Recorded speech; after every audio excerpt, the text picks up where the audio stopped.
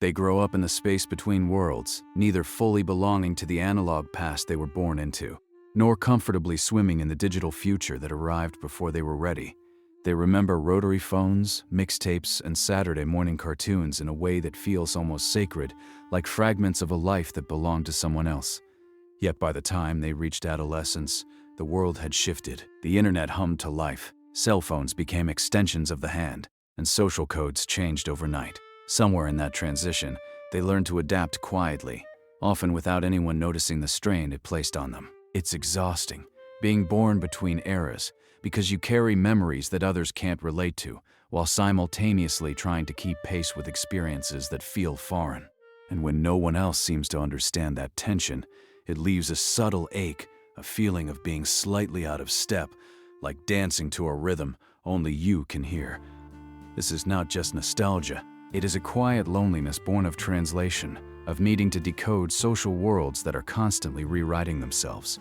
You might have noticed it early, perhaps in school, when trends or conversations moved too fast for you to fully grasp. You liked the music your parents played, but your peers were talking about new bands, new slang, new images that you couldn't fully internalize. You straddled eras, borrowing identity from both, yet belonging to neither. It is a peculiar kind of dissonance, like standing in a room where every wall is a different color, none of them matching, and yet all of them demanding your attention. You learn to observe, to pick up cues quietly, to mimic enough to fit in while carrying an invisible sense of displacement. Childhood patterns, even small ones, begin to shape how this feeling lingers into adulthood.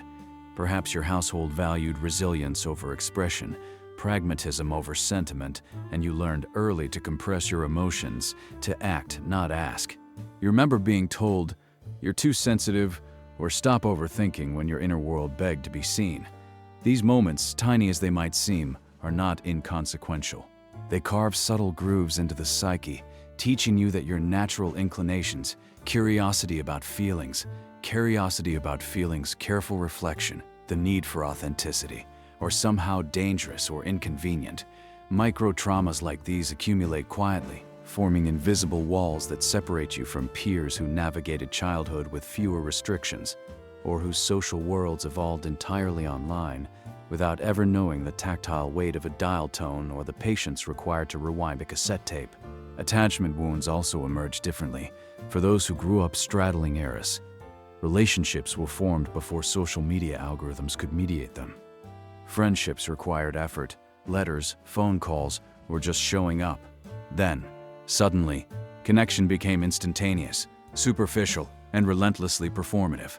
You learned to navigate loyalty, empathy, and intimacy in an analog fashion, yet were thrust into digital landscapes that reward speed over depth. The contrast between how you formed bonds and how the world expected bonds to form can leave a lingering doubt. Am I too slow? Too old-fashioned? Too sensitive? These questions do not emerge from failure, but from surviving a world in transition. Learning to carry the skills you needed at one time into a context that barely understands them. Quiet survival behaviors become second nature. You might avoid confrontation because you've learned that the fallout can be disproportionate, that emotions, when misunderstood, can be weaponized or dismissed. You might find yourself observing rather than participating, cataloging human behavior, seeking patterns, trying to understand a world that often feels like it is moving faster than your own internal clock. There is an intelligence in this, a subtle attunement to nuance and detail, but it can feel isolating.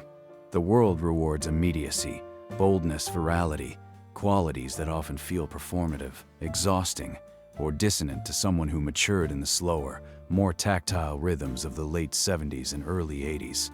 You carry patience in a culture that rarely honors it, memory in a culture obsessed with forgetfulness, and depth in a culture that often skims the surface. Yet beneath the surface, this struggle is not a deficiency. It is a quiet form of protection. You've learned to read environments, to detect subtle shifts in mood, to notice what is left unsaid. You are vigilant not because you fear the world, but because you understand its complexities in a way that is almost ancestral. The Xennial tension is less about alienation and more about survival. It is the art of maintaining your internal compass when the external map constantly changes. The very behaviors that make you feel out of step are often what allow you to navigate transitions, adapt to conflicting expectations, and endure eras of uncertainty that younger or older generations might find disorienting. There is also a subtle grief woven into this identity, a mourning for the things you never fully belonged to. Perhaps it is the analog childhood that vanished too quickly, or the digital world that never quite made space for your analog-trained mind. You may feel nostalgia for a simplicity you never fully experienced, or longing for a community that never quite formed. It is tempting to view this grief as personal failure, but it is not. It is an acknowledgement of change, a recognition of how time can both enrich and alienate, how eras can shape us in ways invisible to the casual observer. Understanding this is the first step toward healing. When you recognize that your difference is not deficiency, you start to see the elegance in your adaptation. You begin to understand that patience, reflection, and careful observation are gifts, not burdens. The feeling of being out of place is less a mark of inadequacy and more a signal of attunement. You notice patterns others miss. You can empathize with both the old and the new, bridging gaps without losing yourself entirely. These are rare abilities, cultivated quietly over decades, often unacknowledged, yet deeply valuable. Healing comes when you allow yourself to define belonging on your own terms. You can honor the analog world you came from while embracing the digital tools you learned to navigate. You can create relationships that respect depth, authenticity, and nuance, rather than performing to fit an imposed standard. You can choose to let the invisible walls built for survival become thresholds to self-awareness instead of barriers to connection. You can sit in a room of people even when no one else quite understands the frequency you occupy and feel fully present, fully enough, fully seen by yourself. This process is slow and it requires gentleness. You may look at the world and notice that it moves too fast, talks too loud, or values fleeting attention over reflection. That is not your failing. It is a difference in rhythm, a divergence in tempo that has always been part of you. By leaning into it, rather than against it, you can cultivate a space where your mind is both at home and at ease. The nostalgia that once felt like sorrow can become a source of insight, guiding you to appreciate what others overlook. The anxiety about fitting in can transform into curiosity about who you truly want to be, beyond eras, trends, or fleeting standards. There is also beauty in being a bridge. You can understand the humor, fears, and desires of both generations surrounding you, translating without losing the essence of either. You can mentor with patience, listen with depth, and love with a clarity that is increasingly rare. Your identity, shaped by transition, can be a source of empathy that spans decades, a quiet testament to adaptability and resilience. You may find solace in small rituals, listening to a mixtape on a rainy afternoon, watching a VHS from your childhood writing by hand, or simply sitting quietly without the pressure to perform. These are not indulgences. They are reclaiming your internal rhythm, restoring the dialogue between past and present. You may discover communities of others who share this in-between experience, who also understand the invisible friction of navigating eras.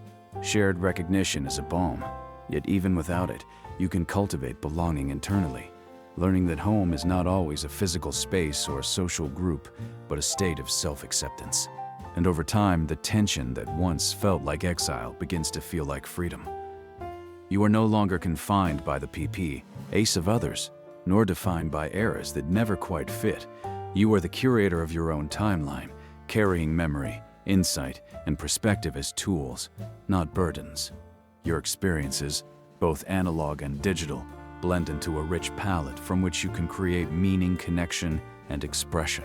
You may still feel the pang of being slightly out of step, but it becomes less a wound and more a reminder of your capacity for endurance, reflection, and subtle power. In the quiet moments when the world slows and the noise recedes, you can hear yourself fully, your thoughts, your memories, your emotions, unfiltered and uninterrupted. There is a grace in this solitude, a deep recognition that you have survived eras of rapid change, navigated worlds in flux, and carried a sense of self that is neither obsolete nor incomplete. You begin to understand that being in between does not mean being alone, that your identity is not fractured, but layered, nuanced, and profound. And slowly, as understanding grows, hope creeps in, not loud, not urgent, but steady and persistent. You realize that the skills honed from being between worlds, observation, patience, empathy, adaptability, or exactly what make you resilient, capable, and deeply human. You do not need to conform to belong. You do not need to apologize for seeing the world differently, or for feeling its transitions so acutely. You can honor both the past you were born into and the present you inhabit, holding them in harmony instead of tension. Ultimately, this journey is about claiming space in a world that sometimes feels too fast or too fragmented. It is about allowing yourself to exist fully, without constantly measuring against eras or trends. It is about transforming quiet survival into conscious living, where every memory, every habit, every nuanced skill becomes a thread in a life intentionally woven. You are not lost. Between worlds, you are the bridge, the observer, the witness, and the inheritor of lessons both old and new. And when you finally rest in that truth, you discover a rare kind of peace. It is a calm that comes not from fitting in, but from belonging to yourself, fully and unapologetically. The ache of being in between softens into awareness, into clarity, into acceptance. You realize that your story does not need validation from eras or peers. Your story, with all its quiet tensions, is enough. It is whole. It is yours. It is real.